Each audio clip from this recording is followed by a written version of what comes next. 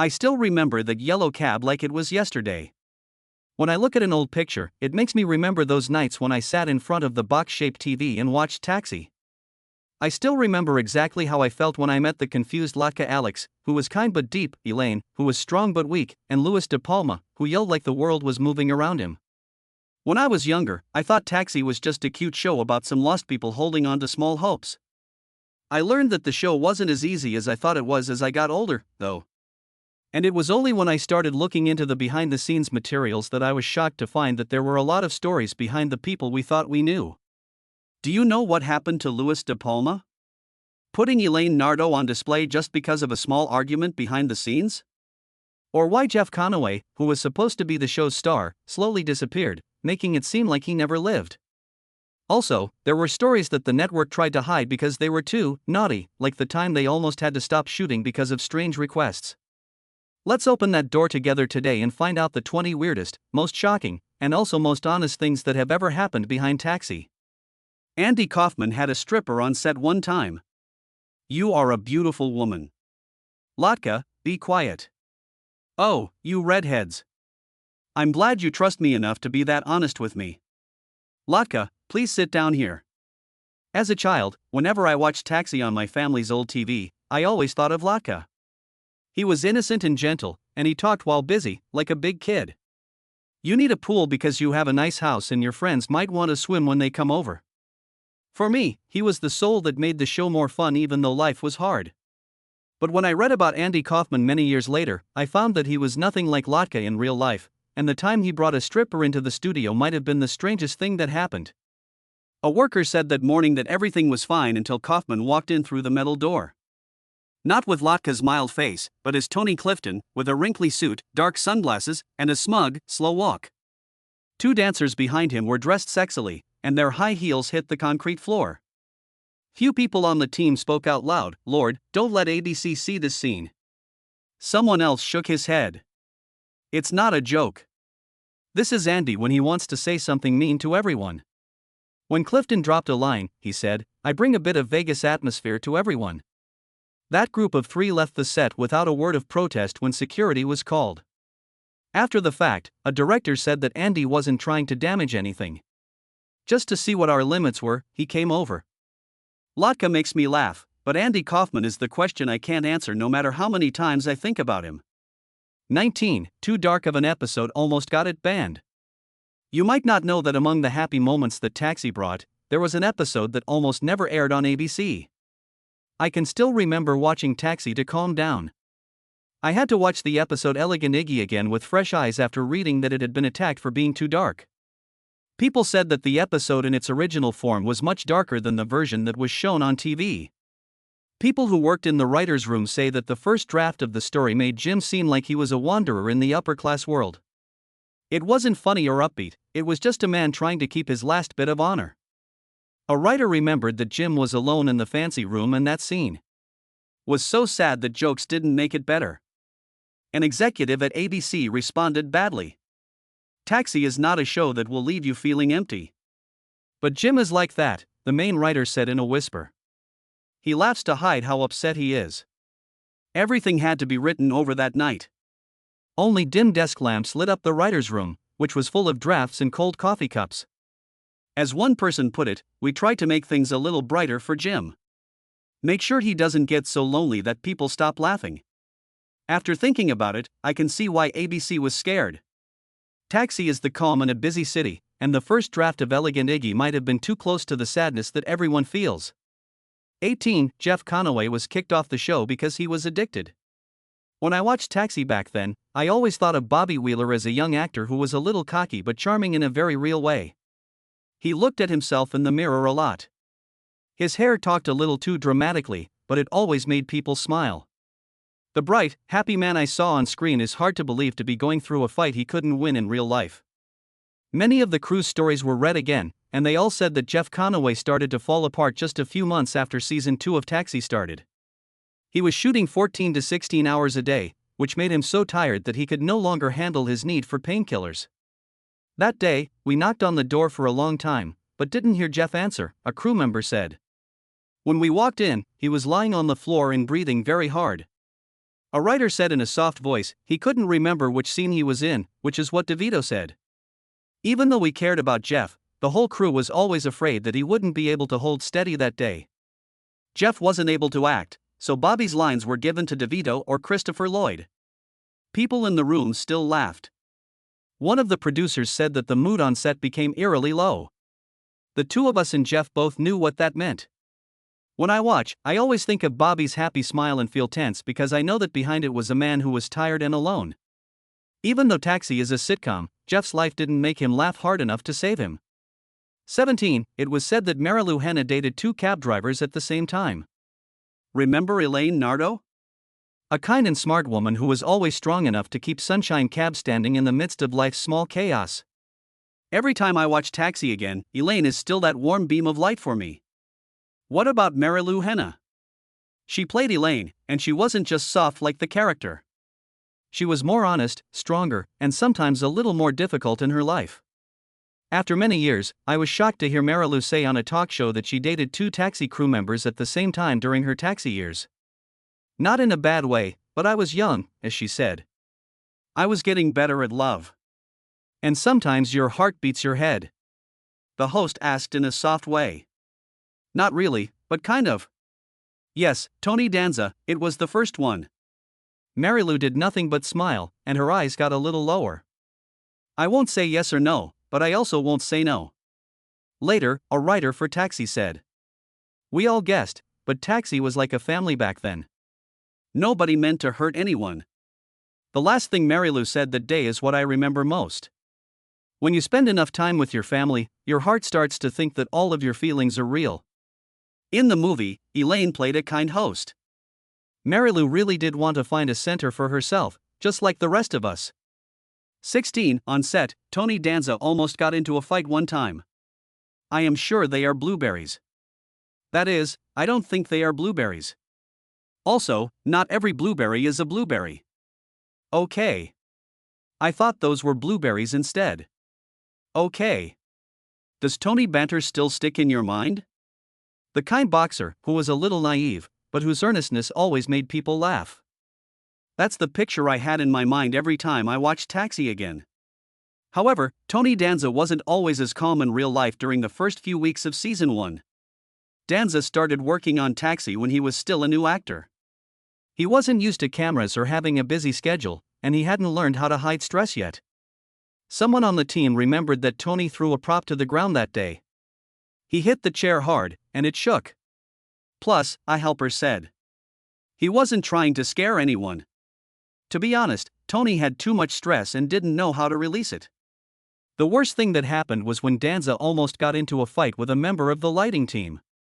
A comment about a mark on the floor was all that was wrong, but it was enough to make the room feel heavy, like all the lights had gone out. Someone nearby remembered that Tony walked up to the other man and made him stop. For a second, there would have been a punch if no one stepped in. Someone wrote something very directly, but also with understanding. Tony is usually very nice, but sometimes he's not at all. As a watcher, I always felt like Danza had the friendly energy of a conversation. But underneath that was a young man learning how to become an adult in front of the camera. And sometimes his growth led to acts of impulsivity he couldn't control. 15. Tony Clifton was fired right there on the NBC stage. You can't knock me out because the public will not like you if you do. I am weak, helpless, and cute. Andy Kaufman's Latka in Taxi was always messy and sweet. But Andy had a different personality in real life. He was Tony Clifton, who was loud, rude, and didn't follow any rules. When NBC filmed the show A Full House for Christmas that day, Clifton showed up in a wrinkled suit with dark sunglasses and two women who were following him around who were almost as tall as him. A worker said that the whole studio froze. No one was sure if this was a comedy act or a mistake. He was talking straight to him when a producer stepped out to confront him. Tony, you can't make this a mess. Clifton shook his head and laughed in a mean way. I'm not making a mess. I'm the show. The fight got so heated that NBC executives pulled out chairs to watch it like it was a street play. After a while, the director finally told everyone that Tony Clifton was fired. Kaufman took on Clifton's pose, stood still for a moment, and then walked off the stage without looking back. That strange scene was later made sense of. It was yet another show by Kaufman, a man who always wanted to see how much truth they could take from him. I always think that great sitcoms had a lot of little flaws behind the scenes when I think about the golden age of American TV in the late 1970s. Another one was Taxi, and the disagreement over pay was one of the biggest ones. On the screen, the Sunshine cab drivers were all united and joking around with each other like a family. In real life, though, the big pay difference between lead parts and supporting roles made a lot of people feel like they were forgotten. As one actor said, "The audience loved us, but our wallets didn't see any change." A supporting actor once told a director, "Next season, I'm leaving the show if I keep getting paid this much." The producer just let out a sigh. "We get it, but season 1 doesn't have the same cash as season 3. A writer remembered how tense things were at that time. Every meeting with the group felt like an attempt to make peace. In the end, the studio had to raise wages and change the contracts of some supporting actors who were becoming important in order to keep the team. As a viewer, all I saw was them laughing. I had no idea that behind those laughs, someone was thinking about how valuable they were. 13. I laugh every time I watch Taxi again and see Louis De Palma because he dumped Elaine Nardo. They were sure to fight with Elaine Nardo, the nice, strong woman who seemed like the most normal person in that crazy garage. But I didn't find out until much later that Danny DeVito, who played Louis on one occasion, said something that made the whole crew laugh. Also, Nod Marilu isn't acting at all. That's really who she is. Someone on the team remembered Danny saying that everyone laughed out loud when Marilu walked off the set because it was so true. People in real life knew Marilu Henna as smart, quick-witted, and full of energy, just like Elaine. DeVito kept making fun of her. Even Louis has to move out of the way if she gets mad. A writer remembered that Elaine and Louis got into fights in some scenes. We didn't have to change any of the conversation. If you put Marilu in the right setting, it will turn into a scene on its own. Watching old shows again. That's when I understood why the difference between the two characters was so clear. Louis De Palma was a little dictator behind the dispatcher's desk, but Marilu Henna was sometimes so strong in real life that Danny DeVito joked that he was playing and she wasn't. 12. Because they had to shoot all night, the group was very tired. Some people may not know that the actors in Taxi worked very long nights that left them very tired. When I watch the show again now that I'm older, I can still see the warm light on their faces. But few people would guess that this light was often captured on film at 2 or 3 in the morning, when everyone was living off of coffee and work. Sheila Hanna smiled it with a smile that was both sad and proud. We slept right on the set's chairs. The seams were still on my face when I woke up. Another player remembered the scene where the whole crew was spread out like people taking cover after a storm. Anyone who asked me where a restroom was would get the answer: where there is a chair, there is a Taxi actor. There were times when the writer changed the scene while DeVito moaned in the corner of the room. How much longer? The author sighed for a while. Someone on the group laughed when they thought about it. It was never just an hour, of course. Even though they were tired, they kept acting like nothing had happened on TV. A lighting tech said, "We watched them laugh and forgot that they had been resting their heads on their hands just minutes before." Now that I think about it, I understand even more why Taxi is so memorable to so many people. Every laugh in it was earned with hard work, and sometimes with the sleep of those who lived to tell the story. 11. The director was fired for yelling at the actors. Back then, there were still parts of TV that could not be replayed. There was a time when a real outburst could change the whole event. And everyone who worked on Taxi remembers one night because it almost broke the crew. A director was fired after only a few hours. Andy Kaufman was still Andy at that point. He was kind, strange, and living in his own world. But some people didn't get how he worked. Someone on the team said that the director was rude that day. He yelled at Andy to pay attention. It got very cold in the room. Andy put down the script, took a step back, and said in a low voice, "I don't work with people who yell at me." After that, he turned off the sound and left the set. "Andy, please come back," the producer begged as she ran after him. "We're sorry about his tone." As one writer remembered, they knew right away that the director would not be coming back. Everyone did not want Andy to die. That very night, the choice was made to fire him. Andy only said, "Thank you for understanding me," when he got back. That kind of weak, easily broken moment is what gave Taxi a behind-the-scenes story so much life. 10. Dan DeVito blew up the offices of ABC Live on TV. I was late. What took place? I lost. I understand. I saw every second. Once upon a time. In front of millions of people, Danny DeVito destroyed a whole TV building. For people who watched Saturday Night Live that year, it was a moment they will never forget. It all started when ABC abruptly canceled Taxi, making the whole group feel like they were left in the middle of the show. The actor Danny DeVito, who played the mean but likable Louis De Palma, was really angry. Danny is said to have said, "I will say what they won't let us say." We thought he was kidding. On Saturday Night Live, DeVito played Louis, who moaned in a raspy voice and this time was really mad. In the short movie, Louis took a cab to work at ABC. He went outside, looked at the building, and asked, "Do you want to cancel our show?" This is the truth. After that, he pushed the button. On TV, the building went off. People screamed, some of them scared and some of them excited. A director from NBC later said that no one thought Danny would be brave enough to do that, but he did. And that was Danny being honest and brave. Full support for Taxi. After September 11th, the sketch was taken off the air for good, but people who saw it still think it was the craziest memory an actor on a show has ever made. 9. Judd Hirsch made crazy demands that the part be turned down, but all of them were accepted. I sometimes wonder if iconic parts are something that actors are born with or if they are just happy accidents. I think it was a mistake for Judd Hirsch and the part of Alex Riger, which Hirsch tried very hard to avoid. Hirsch didn't want to do any TV at all when Taxi was first suggested. He had just come from playing on stage, so he still had a lot of artistic freedom that TV couldn't give him at that time.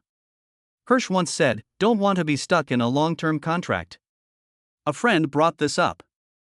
"I'd like to keep playing in the real sense." Hirsch told his agent to make requests. Someone couldn't take a pay that was way too high, and his name had to go before the show's title. The agent asked Hirsch, "Are you sure you only said they will refuse?" "And I will be free, but life rarely follows the path we expect."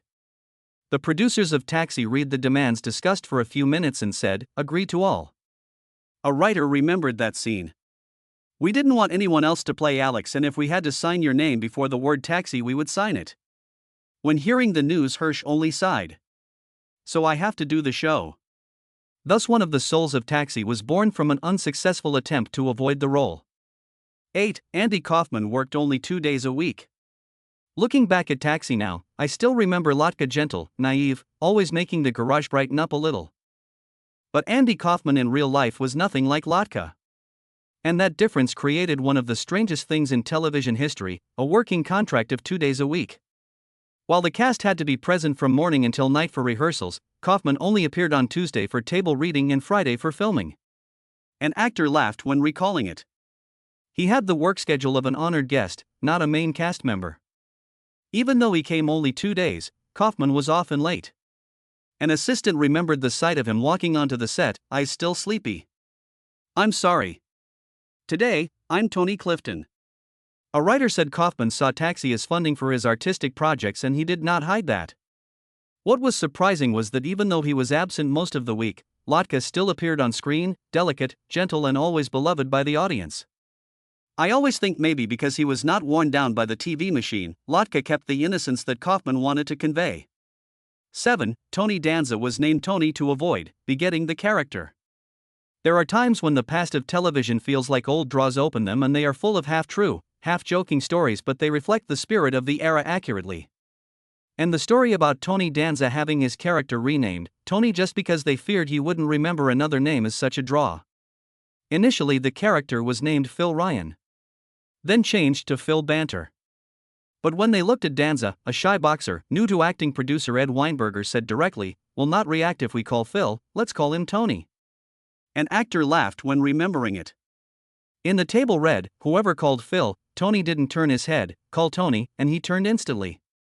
Danza heard the name change and initially thought it was a favor. "They like me so much they named the character after me." Weinberger only patted his shoulder and said, "No, Tony, we just want to save time." A writer explained further, Danza was too new. "We feared he would forget he was acting." From then on, Danza almost defaulted to play roles named Tony for his entire career. And every time I re-watch Taxi, I always chuckle softly. Sometimes a legend begins just because a guy is easy to forget. 6. The driver in the opening credits was Danza. I still remember the evening sitting in front of the old TV screen when the melancholy theme of Taxi played and the yellow taxi slowly crossed the Queensboro Bridge. That image was so calm that it felt as if it had been filmed by an experienced documentary crew. But in fact, the driver of that car was Tony Danza on his first day at work, and that footage was only 15 seconds long. A crew member said Tony came to the studio and they said, "Take the keys, drive across the bridge so we can film some transition shots." He thought it was a joke. When reviewing the footage, the editor laughed. Only 15 seconds. We need an intro much longer than that. With no time to reshoot, they decided to loop the footage, repeating the car passing through the same angle with the same buildings gliding behind it. Danza was surprised when hearing it. Really? I thought they would use it as reference material. A producer explained, sometimes something imperfect creates an icon. And yes, the endless bridge drifting under the Angela theme became an unforgettable part of the memories of millions of viewers, including me. 5. The Angela theme was originally written for a date scene. Do you still remember the feeling of first hearing Taxi's opening music? The slow piano melody, sad but very beautiful, like the long breath of the city after a tiring day. Few people would guess that this music Angela was not composed for the opening credits at all, but only as background music for a date scene in one episode. Bob James, the jazz musician, invited to compose incidental music for Taxi, wrote Angela, only for a small segment in the episode Blind Date. He said, "I didn't think much. It was only a short scene." The feeling, on the other hand, came easily. They were shocked when they heard the music for the first time. Someone said, "This is what Taxi is all about." It was just that they had already picked another song as the theme song, Touchdown. There was a quick talk. In the end, the theme was changed right before the first show aired. If you remember, I even told you that it was named Angela, which made Bob James laugh. Would you like to change it? The producer told him there was no need. It looks lovely already. So, from a supporting role, Angela turned into the whispering opening for Taxi for 5 seasons, a moment that many watchers, including me, will always remember. The other person. Tony Clifton had his own parking spot and set of rules. Truths from behind the scenes that I thought were jokes when I first heard them. No, this was real. It used to be that Andy Kaufman had a rude alter ego named Tony Clifton. He had his own band, dressing room, and parking spot at the station. And everything that was written in the papers was taken very seriously. Andy Kaufman said, "Tony Clifton is not me," a lot. He works as an artist on his own. The managers didn't want to follow Kaufman's rules, but they did. Someone remembered that we had a deal with Tony Clifton. I still couldn't believe what I was reading when I read it again. Clifton acted like he was in Las Vegas in 1972 when he got to the set. He yelled, "This script is awful. It's already fixed." One actor remembers that scene very well. The copy was thrown to the ground. Then he went into the makeup room like Elvis. When Clifton caused a disturbance and had to be let out by security, things hit their peak. Kaufman, who was fully made up, just smiled. I already told you that he's hard to work with. After that, a lot of news outlets wrote about it, and Kaufman got exactly what he wanted. Tony Clifton became a legend so well known that no one could tell the difference between playing in real life. 3. When things didn't go as planned, Robin Williams almost played Bobby Wheeler. The Bobby Wheeler we know from Taxi might have had Robin Williams' face instead of Jeff Conaway's. When I think about that, I feel a mix of sadness and interest, like I'm seeing American TV from a different time period. At that time, Robin Williams' exciting improvised comedy was getting a lot of attention. According to a director, Robin walked into the casting room like a storm was following him. When we looked at each other, we knew right away what this energy was. The whole flow of the show would change if they were put into Taxis. Right then, though, ABC confirmed Williams' deal to be the lead in Mork and Mindy. Someone on the team said, "We asked ABC to share his schedule." They laughed. Not at all. Robin is ours. Jeff Conaway was then picked, and he brought a very different Bobby Wheeler with him. He was slim, weak, and full of hope. Conaway once said, "I knew I was in Robin's shadow sometimes, but I also knew I gave Bobby a different soul." It's true. When I watch Taxi again, I can't picture anyone else playing that dreamy driver but Conaway. But sometimes it makes the memory even better to know that Robin almost turned into Bobby. 2. The car company Chaika Cab went out of business while the show was being filmed. I can still hear the thin metal sound of the old cab doors in the first few seasons of Cab. It might sound a little old, but it's very real and very New York. The deep yellow paint and square bodies of those cars were more than just props, they were the show's soul. Though not many people know this, Chaika Motors, the company that made taxis, was dying at the same time. And finally went out of business in the middle of shooting season. Some days, a technician said, we had to run back and forth just to find extra parts. They were no longer being made by the company. A producer also said, when we heard that Chaika was closing, we looked at each other and knew that the cars on set were the last ones. Being the last museum was always strange to me. Taxi was a show about taxi drivers trying to make a living. To keep the idea of taxis that were no longer seen in America.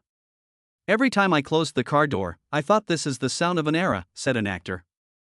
Checker cabs slowly disappeared from New York streets after 1982. But in a taxi, they live forever. In the beginning, they drive slowly across the endless bridge, which makes me think of an old city I used to enjoy. For one thing, Rhea Perlman played Lewis's girlfriend, but she was really DeVito's lover.